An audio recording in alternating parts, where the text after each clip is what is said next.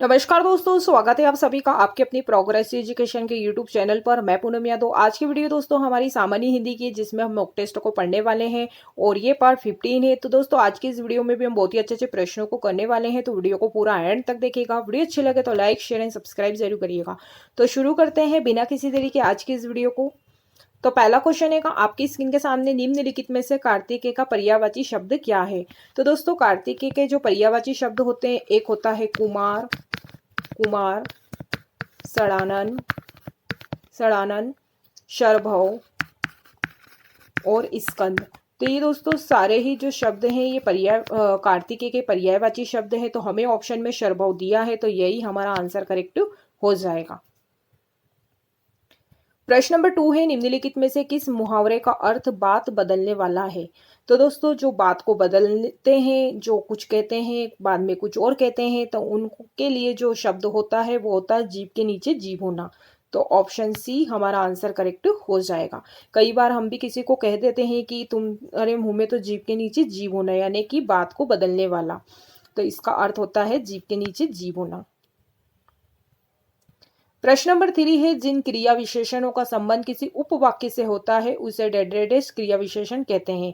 तो दोस्तों जिन क्रिया विशेषणों का संबंध किसी उपवाक्य से होता है उन्हें संयोजक क्रिया विशेषण कहते हैं। तो ऑप्शन ए हमारा आंसर करेक्ट हो जाएगा।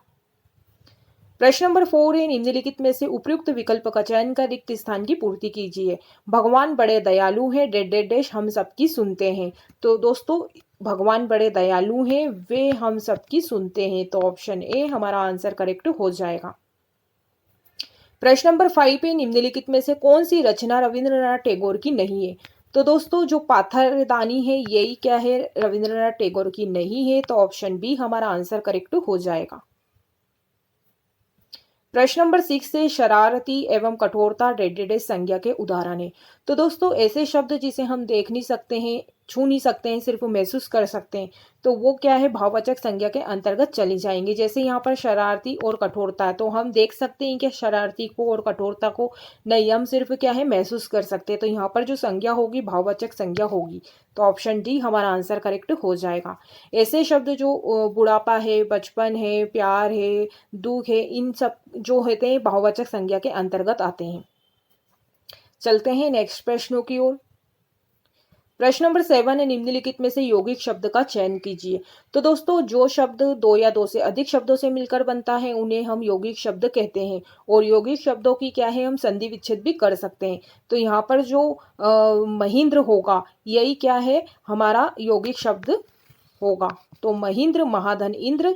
तो ऑप्शन सी हमारा आंसर करेक्ट हो जाएगा।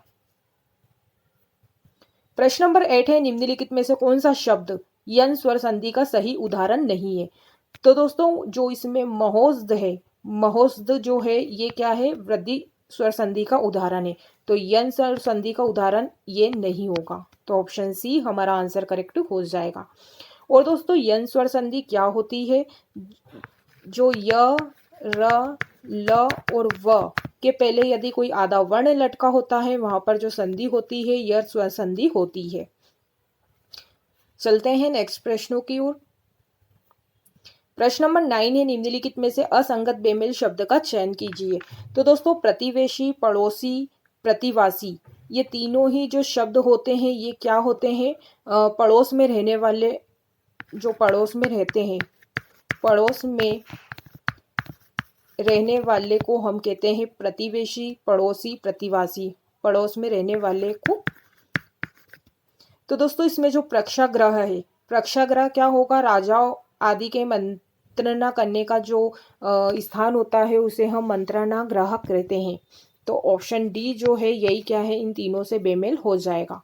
क्योंकि प्रतिवेशी, पड़ोसी और प्रतिवासी इन तीनों का ही अर्थ होता है पड़ोस में रहने वाला या पड़ोसी, इन तीनों का ही यही अर्थ होता है। लेकिन जो प्रेक्षागृह होता है वो क्या होता है, राजाओं आदि के मंत्रणा करने का जो स्थान होता है उसे हम मंत्रणा गृह कहते हैं। तो ऑप्शन डी हमारा जो है असंगत हो जाएगा।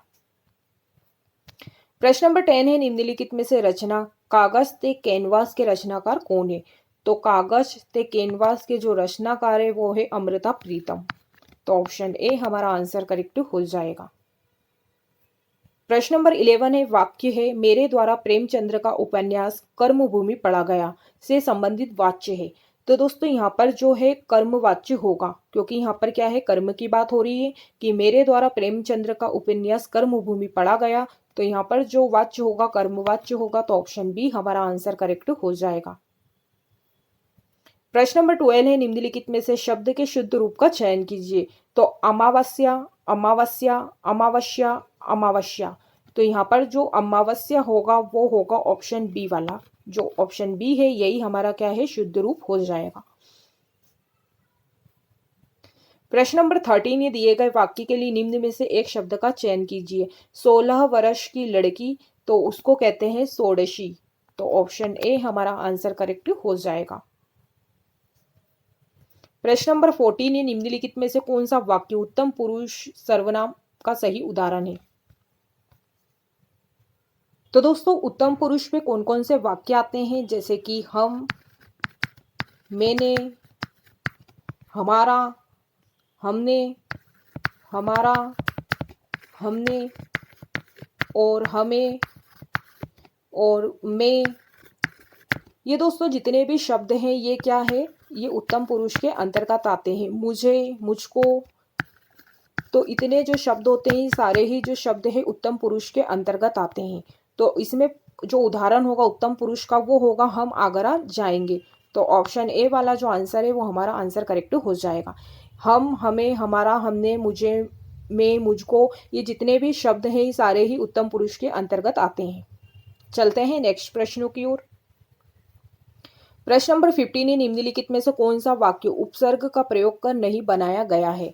तो दोस्तों इसमें जो है उपसर्ग का प्रयोग कर कौन सा नहीं बनाया गया है, तो पंचायत जो शब्द है ये उपसर्ग का प्रयोग कर नहीं बनाया गया है। तो यही हमारा आंसर करेक्ट हो जाएगा। प्रश्न नंबर 16 निम्नलिखित में से स्त्रीलिंग शब्द का चयन कीजिए।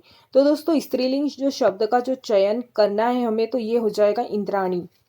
तो ऑप्शन डी हमारा आंसर करेक्ट हो जाएगा। जब भी दोस्तों स्त्रीलिंग या पुल्लिंग शब्द को फाइंड आउट करने को आता है तो आप लोग बोल करके देखिए कि क्या प्रोनाउंसिएशन निकल रहा है।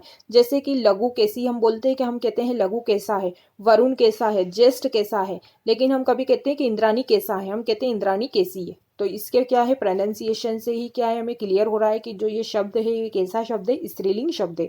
तो आप लोग इसे बोल करके देखा करो कि क्या इसका जो है प्रोनाउंसिएशन निकल रहा है स्त्रीलिंग का है या पुल्लिंग का है। तो यहीं पर क्या है हमें समझ पड़ जाएगा कि शब्द स्त्रीलिंग है या पुल्लिंग है।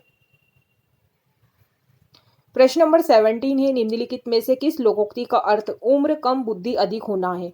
तो उम्र कम है और बुद्धि अधिक है, तो इसको कहते हैं इसके पेट में दाढ़ी है। तो ऑप्शन डी हमारा आंसर करेक्ट हो जाएगा। कई बार हम कहते हैं ना कि इसके पेट में दाढ़ी है, यानी कि उम्र कम है और बुद्धि अधिक है। तो ऑप्शन डी हमारा आंसर करेक्ट हो जाएगा। प्रश्न नंबर 18 है, निम्नलिखित में से तद्भव शब्द का चयन कीजिए।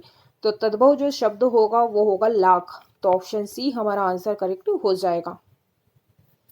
प्रश्न नंबर 19 है, निम्नलिखित में से प्रचंड का पर्यायवाची शब्द क्या है। तो प्रचंड का जो पर्यायवाची शब्द होगा वो होगा भीषण। तो ऑप्शन डी हमारा आंसर करेक्ट हो जाएगा। प्रश्न नंबर 20 है, निम्नलिखित में से वह खेलता होगा अर्थ के आधार पर वाक्य का प्रकार बताइए। तो वह खेलता होगा, तो दोस्तों ये कैसा वाक्य है, ये संदेहवाचक वाक्य है। तो ऑप्शन डी हमारा आंसर करेक्ट हो जाएगा। हमें संदेह कि वह खेलता होगा, तो ये संदेहवाचक वाक्य के अंतर्गत आ जाएगा। तो दोस्तों आज के लिए बस इतना ही। मैं उम्मीद करती हूँ कि जितने भी आज हमने इस वीडियो के माध्यम से 20 प्रश्नों को देखा है, समझा है, आप लोगों को अच्छे से समझ में आ गए होंगे। यदि दोस्तों आप लोगों को वीडियो अच्छी लगी तो लाइक करिएगा, शेयर करिएगा और कमेंट बॉक्स में कमेंट करके जरूर बताइएगा कि आपको वीडियो कैसी लगी। यदि इस वीडियो से संबंधित कोई डाउट होते हैं तो आप लोग मुझसे कमेंट बॉक्स में कमेंट्स करके जरूर पूछ सकते हैं। यदि दोस्तों आपने अभी तक चैनल को सब्सक्राइब नहीं करा है, या जो मेरे ऐसे दोस्त हैं जो चैनल पर पहली बार जुड़े हैं, तो वो भी चैनल को सब्सक्राइब कर ले ताकि हमारी रोज की वीडियो के नोटिफिकेशन आपको मिलते रहें। तो आज के लिए इतना ही, मिलते अगली वीडियो में, तब तक के लिए जय हिंद, जय भारत, धन्यवाद।